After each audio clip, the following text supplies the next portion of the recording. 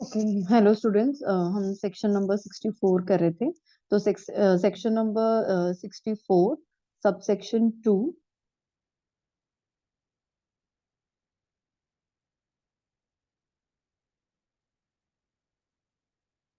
Section number 64 sub section 2 पर हमने छोड़ दिया था, राइट। कि जिसमें हमने ये देखा था कि एक हस्बैंड एंड वाइफ का मैंने एग्जांपल लिया था, जैसे शाहरुख खान एंड मिस गौरी खान का। तो उसमें हमने ये देखा था कि अगर किसी का सब्सटैंशियल इंटरेस्ट होता है 20% शेयर होल्डिंग का या 20% प्रॉफिट का, तो उसको हम क्लब ही करेंगे। अगर दोनों का सब्सटेंशियल इंटरेस्ट है तो जिसकी भी ग्रेटर आ जाएगी सैलरी उसमें, सॉरी, जिसकी भी ग्रेटर आ जाएगी इनकम उसमें हम उसको ऐड कर देंगे, राइट। आज हम इसके आगे करने वाले हैं। तो देन इज सेक्शन नंबर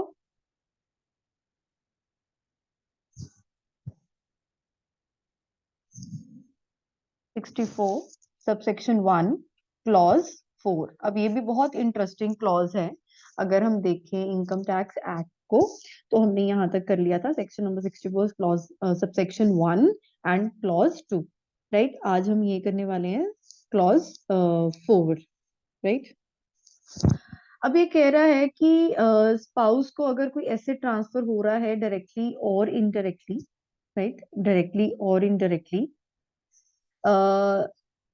तो अगर एडिक्वेट ट्रांजैक्शन नहीं है, तो और ऐसा भी नहीं है कि वो दोनों अलग अलग रह रहे हैं, एक डिवोर्स फाइलिंग हो चुका है, ऐसा कुछ नहीं है, तो then the income would be clubbed, right. अब ये है क्या वो हम समझते हैं थोड़ा सा डिटेल में।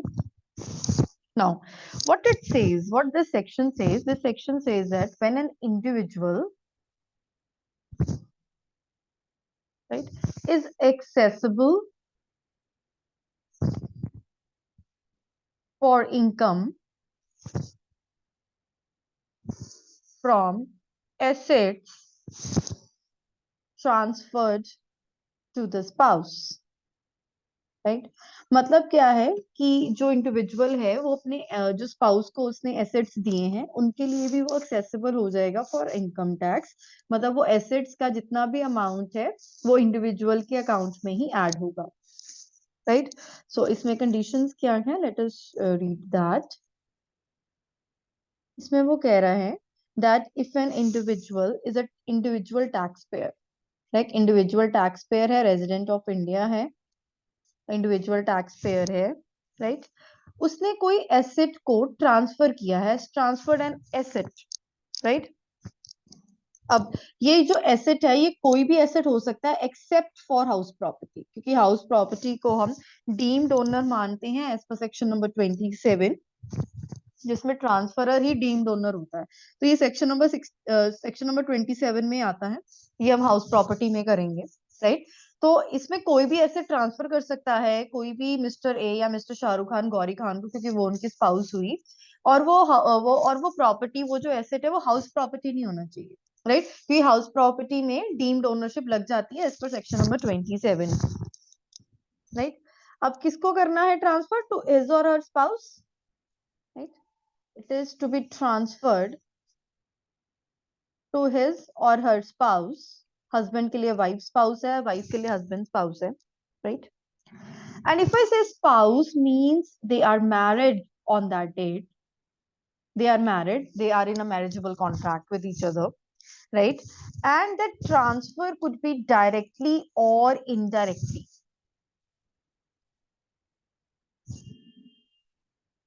ठीक है। मैंने क्या बोला कि स्पाउस जो है, हस्बैंड एंड वाइफ है, वो मैरिड होने चाहिए, राइट। एंड मतलब उनका एक मैरिजेबल कॉन्ट्रैक्ट होना चाहिए, और वो ट्रांसफर जो है वो डायरेक्टली और indirectly. For example, there are two friends, mister A and mister X, right. इनकी जो वाइफ है वो होंगी मिसेस ए, एंड इनकी जो वाइफ होंगी वो होंगी मिसेस एक्स, ठीक है। अब इन्होंने अपना इनकम टैक्स बचाने के लिए इन दोनों ने क्या किया कि एक ट्रांजैक्शन की, बैंक ट्रांजैक्शन, जिसमें कि इन्होंने पैसे ट्रांसफर किए इनको और इन्होंने पैसे ट्रांसफर किए इनको। इन द एंड होना क्या था कि मिस्टर ए ने मिस्टर एक्स को कुछ पैसे देने थे, मिस्टर एक्स ने मिस्टर ए को पैसे देने थे। उनको पता था कि अगर हमने आपस में ट्रांजैक्शन किया ना, तो हमारा जो इनकम टैक्स का स्लैब रेट है वो बढ़ जाएगा, तो इससे बढ़िया ये है कि अपनी वाइफ के अकाउंट्स में ट्रांसफर कर दो, राइट। अब पैन कार्ड और आधार कार्ड सारे लिंक्ड है, तो इन्होंने इनको ट्रांसफर कर दिया, इन्होंने इनको ट्रांसफर कर दिया। इन द नेट इफेक्ट तो वही हुआ ना कि इनके पैसे यहाँ चले गए, इनके पैसे वहां चले गए। तो अगर ऐसा भी हुआ है तब भी जो इनकम है वो किसकी मानी जाएगी, मिसेस ए या मिसेस एक्स की इनकम नहीं मानी जाएगी, वो मिस्टर ए और मिस्टर एक्स की इनकम ही मानी जाएगी, क्लब होगी, राइट। अब इसमें दो सबसेट ऑफ पॉइंट्स हैं, दो सबसेट ऑफ पॉइंट्स हैं। उन्होंने कहा कि that otherwise for adequate consideration. अब कंसिडरेशन का मतलब है पैसे, राइट। अब इसका मतलब क्या है कि फॉर एग्जाम्पल मिस्टर ए ने मिसेज ए को कोई एसेट दिया, फॉर एग्जाम्पल कोई गोल्ड दिया, राइट। मिसेज ए को गोल्ड दिया। अब मिसेज ए ने अपनी हार्ड अर्नड मनी, चाहे वो जॉब कर रही है या चाहे वो बिजनेस कर रही है, पैसे देकर वो ट्रांजैक्शन सेटल कर दी। She has paid cash to her husband, मतलब घर में ही उन्होंने अपने हस्बैंड को पैसे दे दिया और उन्होंने उनको गोल्ड दे दिया। But the condition is adequate transaction. Adequate का मतलब जितना मार्केट प्राइस चल रहा है गोल्ड का उतने ही पैसे मिसेज ए को देने पड़ेंगे। और ऐसा नहीं होना चाहिए कि मिस्टर ए ने पहले मिसेज ए को पैसे दिए, कैश दिया और साथ में गोल्ड दिया, और सिर्फ इनकम टैक्स अथॉरिटी को शो करने के लिए यही कैश मिसेज ए ने मिस्टर ए को वापस कर दिया। होता है इन द एंड यही है, होता इन द एंड यही है। पर ये चीज बैंक से नहीं करनी। फॉर एग्जाम्पल अगर मिस्टर ए कैश में मिसेज ए को पैसे दे दे और गोल्ड भी दे दे, और फिर बाद में मिसेज ए को कह दिया कि ठीक है भाई तू ना मुझे बैंक के अकाउंट में इतनी इतना मुझे क्रेडिट कर देना, मतलब इतना मुझे पैसे दे देना। अगर तो मिसेज ए हाउस वाइफ है, राइट, उनके पास कोई इनकम नहीं है कैश की, तो मतलब ये जो कैश है ये मिस्टर ए का ही है, तो जो है अमाउंट है वो क्लब हो जाएगी मिस्टर ए की इनकम में, ये गोल्ड की अमाउंट, राइट। बट अगर मिसेज ए प्रोफेशनल है, वर्किंग है, बिजनेस वुमन है, तो वो ये प्रूव कर सकती है कि ये जो पैसा है ये मैंने खुद ने कमाया है, ये मेरी खुद की हार्ड अर्नड मनी है, मेरे पास टेक्निकल स्किल्स और क्वालिफिकेशंस हैं कि मैं ये पैसा कमा सकती हूँ, राइट। तो उस केस में ये जो इनकम है ये मिसेस ए, सॉरी ये जो एसेट है ये मिसेस ए का ही कैलकुलेट होगा, ये मिस्टर ए में क्लब नहीं होगा, राइट। मतलब क्या है, एडिक्वेट कंसिडरेशन दे दिया है, मिसेस ए ने पैसे दे दिए हैं और वो उनका हार्ड अर्नड मनी है, खुद उनके पास टेक्निकल नॉलेज है, जॉब है, बिजनेस है, जो भी वो कर रही है, राइट। बट अगर ऐसा है कि मिसेस ए के पास कोई सोर्स ऑफ इनकम नहीं है और मिस्टर ए ही उनको पैसे दे रहे हैं, तब तो वो डेफिनेटली ही क्लब होगी, राइट। और इसमें दूसरी कंडीशन ये है, अदरवाइज वाली कंडीशन में दूसरी कंडीशन ये है, द नेक्स्ट कंडीशन इज कि अंडर एन एग्रीमेंट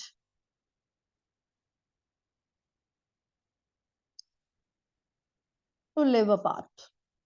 मतलब क्या है कि अगर तो मिस्टर एंड मिसेस ए ने डाइवोर्स फाइल किया हुआ है, राइट, या वो डाइवोर्स हो चुके हैं, तब मिसेस ए का जो एसेट है वो मिस्टर ए के एसेट में क्लब नहीं होगा, राइट। पर अगर सब कुछ अच्छा चल रहा है, if they are living together, if they are in a marriageable contract, they are husband and wife, तब क्लबिंग होगी ही होगी, right. I repeat this point again. अगर उन्होंने डाइवोर्स फाइल किया हुआ है, अब इसमें दो चीजें आती हैं लिव अपार्ट में, राइट। यहाँ तो मैरिज अभी हुई नहीं है, it is just the engagement, सिर्फ और सिर्फ एंगेजमेंट हुई है, sorry, it is just the engagement, right. और ऐसा होता भी है कि एंगेजमेंट हो गई है तो कुछ एसेट्स ट्रांसफर कर दीजिए, क्योंकि अभी मैरिजेबल कॉन्ट्रैक्ट तो हुआ नहीं, मैरिज हुई नहीं है, राइट। एंगेजमेंट के केस में भी क्लबिंग नहीं होगी, मतलब मिस्टर ए के इनकम में वो क्लब नहीं होगा अमाउंट। अगर डाइवोर्स फाइल किया हुआ है, they are living separately, they have filed for the divorce, they are divorce, तब भी मिस्टर ए के अमाउंट में इनकम में वो जो एसेट है, ये जो गोल्ड है, वो ऐड नहीं होगा। But if they are not living apart, they are living together, they are husband and wife, तब मिस्टर ए के इनकम में वो जो इनकम है वो ऐड होएगी ही होएगी, that is 100% sure, right. So this was your section 64 subsection number 4, right. अब इसमें ना कुछ कंडीशंस दी गई हैं, वो हम वन बाय वन कर लेते हैं इसी सेक्शन के अंदर। There are certain conditions, right. First condition में जो वो बता रहा है वो मैंने आपको भी बताया है, that the relationship should be of husband and wife. मतलब क्या है कि एंगेजमेंट पर भी अगर कोई एसेट्स ट्रांसफर हो गए तब भी वो क्लब नहीं होंगे, डाइवोर्स में भी अगर कोई एसेट्स ट्रांसफर किए तब भी वो क्लब नहीं होंगे। On that date of transaction they should be husband and wife and they should be living together. तो यस, उस केस में जो वाइफ का एसेट है वो हस्बैंड में क्लब हो जाएगा, that is for sure, right. उस केस में क्लबिंग प्रोविजंस जो है वो लग जाएंगी, right. Next is adequate transaction, जो मैंने आपको अभी बताया कि if Mrs A is working and she is having proper technical knowledge, उन्होंने पढ़ाई की हुई है, क्वालिफिकेशन है, टेक्निकल नॉलेज है उनके पास कि वो पैसा कमा सकती हैं, तो अगर उनके हस्बैंड ने उनको गोल्ड दिया और उन्होंने उसको पैसे दिए और सही पैसा दिया, मार्केट रेट का पैसा उनको दे दिया है, तब तो क्लब नहीं होगा। But if the income of wife is just from the pin money, pin money का मतलब होता है पॉकेट मनी। पॉकेट मनी मतलब कि वाइफ कुछ कमा नहीं रही है, हस्बैंड ही उनको अपनी इनकम का कुछ पार्ट दे देते हैं और उन्होंने ही उनको गोल्ड दे दिया और फिर वाइफ ने ही वो ही पैसा अपने हस्बैंड को दे दिया कि ये लो जी पैसे ले लो, तो ऐसा नहीं है, इस केस में क्लबिंग होएगी ही होएगी, राइट।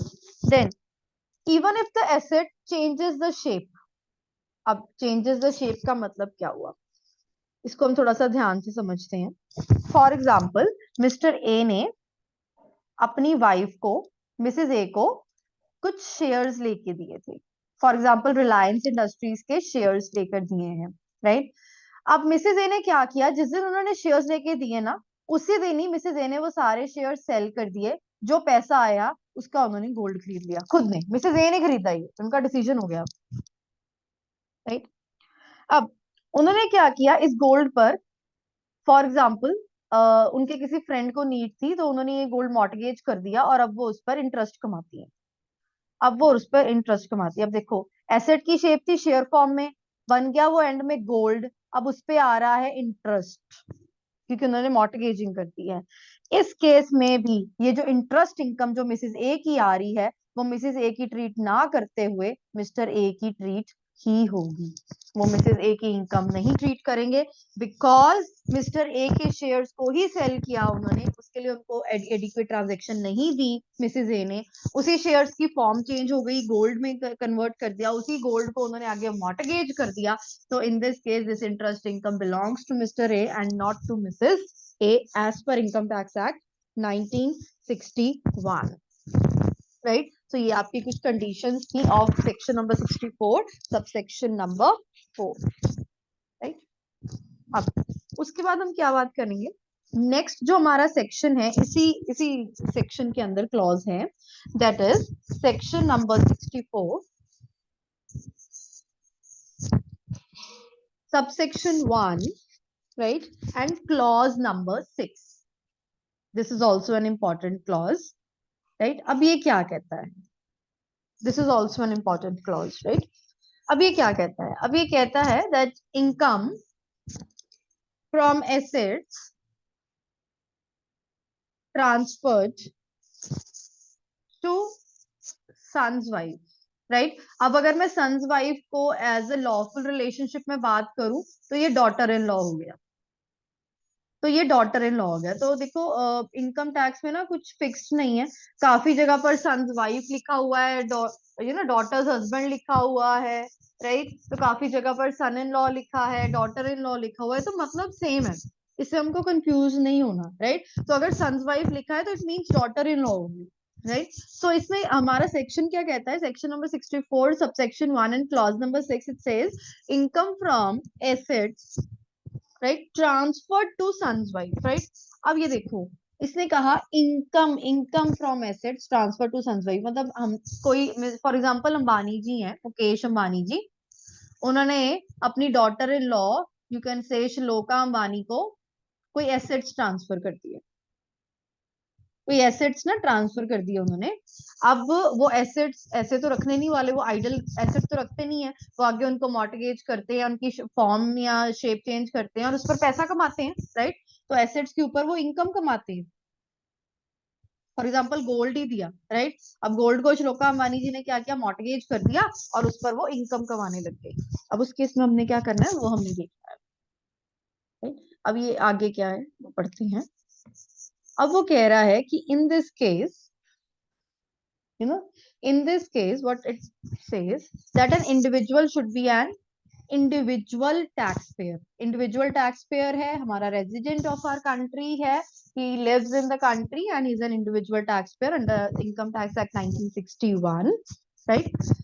एंड उन्होंने क्या किया, ट्रांसफर कर दिया है एक एसेट, मतलब मुकेश अंबानी जी ने श्लोका अंबानी को, अपनी बहू को, अपनी डॉटर इन लॉ को एक एसेट ट्रांसफर कर दिया है लीगली।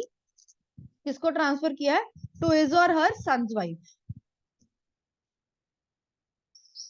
मतलब यहाँ तो अंबानी जी ने, मुकेश अंबानी जी ने किया होगा या नीता अंबानी जी ने किया होगा shloka Ambani, right?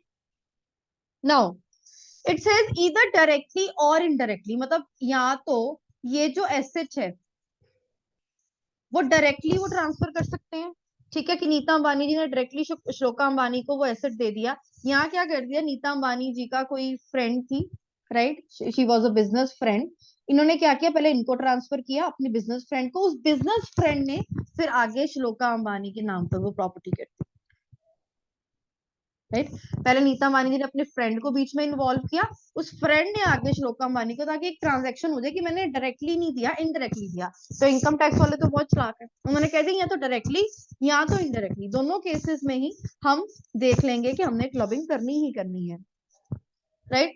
It says otherwise for an adequate transaction. देखो वही चीज आ गई, this is a loop hole, right? मतलब क्या कहता है कि अगर shloka Ambani is the head of Reliance, you can say industries or their asset management company, अगर श्लोका अंबानी जी ये प्रूव कर दें कि मैंने इस एसेट के प्रॉपर पैसे दिए हैं अपनी मदर इन लॉ को, और वो जो पैसे हैं वो मैंने खुद ने कमाए हैं थ्रू माय ओन बिजनेस, वो जो पैसे हैं वो मैंने खुद ने कमाए हैं थ्रू माय ओन बिजनेस, वो मेरा हार्ड अर्न मनी है, मेरी स्किल लगती है उस पैसों पर, तब तो क्लबिंग नहीं होगी। सेम वही वाला पॉइंट जो हमने पिछले सेक्शन में किया था, इस सेक्शन में, तब तो क्लबिंग नहीं होगी, राइट? बट अगर वो ये चीज प्रूव ना कर पाए और उनको पता है कि ये जो पैसे हैं वो नीता अंबानी जी हैं, मुकेश अंबानी जी के ही हैं, और श्लोका अंबानी जी के पास जो पैसे हैं वो उनके ही तरफ से आते हैं, वो ही पॉकेट मनी यूज करके वो उनको एसेट की ट्रांजैक्शन कर रही है, तब क्लबिंग होएगी ही होएगी, राइट? नाउ सेम इसमें भी सेम पॉइंट्स है, that the asset could be in the same form और different form। मतलब क्या है, हो सकता है कि ये जो गोल्ड नीता अंबानी जी ने श्लोका अंबानी जी को दिया, उस गोल्ड को बेचकर उन्होंने शेयर ले लिए हो, फॉर एग्जाम्पल टाटा के, राइट, क्योंकि रिलायंस उनकी खुद की कंपनी है, तो उन्होंने शेयर ले लिए टाटा के, राइट? अब उन्होंने क्या किया, उन शेयर्स पर उनको क्या आता होगा, डिविडेंड। तो ये डिविडेंड इनकम जो है, जो श्लोका अंबानी जी कमा रही हैं फ्रॉम दिस शेयर्स, ये जो डिविडेंड इनकम है जो श्लोका अंबानी जी कमा रही है, वो जो शेयर्स हैं, वो शेयर्स वो कब ले पाई, जब ये गोल्ड उनको गिफ्ट हुआ। अब एक तरह से गिफ्ट ही कह सकते जो नीता अंबानी जी ने उनको दिया, क्योंकि पैसे उन्होंने नहीं दिए, अगर एडिकेट ट्रांजेक्शन की होती तो उनके खुद के पैसों से दी होती, तब हम क्लबिंग ना करते। बट अभी अभी हम ये मान रहे हैं कि उन्होंने एडिकेट ट्रांजेक्शन नहीं की, उन्होंने एडिकेट कंसिडरेशन नहीं दिया, उस गोल्ड को बेचकर श्लोका अंबानी जी ने कुछ शेयर खरीदे टाटा के, और टाटा उनको डिविडेंड पे कर रही है, तो ये डिविडेंड इनकम जो है ये टैक्सेबल हो जाएगी in the hands of Neeta Ambani ji's income only and not of Shloka Ambani ji's income, right? तो जो भी इंडिविजुअल टैक्स पेयर है, चाहे वो मुकेश अंबानी है या नीता अंबानी है, जिन्होंने भी उनको ये गिफ्ट किया है एसेट, अपनी इनकम कम शो करने के लिए गिफ्ट किया है, या एक ट्रांसफर शो की है लीगली या इलीगली, डायरेक्टली या इनडायरेक्टली, डायरेक्टली मतलब डायरेक्ट ट्रांसफर करना है, या इनडायरेक्टली मतलब किसी बिजनेस पार्टनर को इन्वॉल्व करके ट्रांसफर करना, तो then we will add the income from that asset as the income of Mukesh Ambani ji or the individual taxpayer only, right? So this was your two subsections, that is section number 64, subsection 1 clause number 4, which says that अगर transfer किया है spouse को तो उनका proper एक contract होना चाहिए, marriageable contract, and then in section number 64(1) subsection 1 clause 6, जिसमें वो कह रहा है सन्स वाइफ जैसे डॉटर इन लॉ को ट्रांसफर किया है और एडिक्वेट ट्रांजेक्शन नहीं दी है, राइट? सो इसके आगे क्लास हम कल करेंगे। Thank you so much.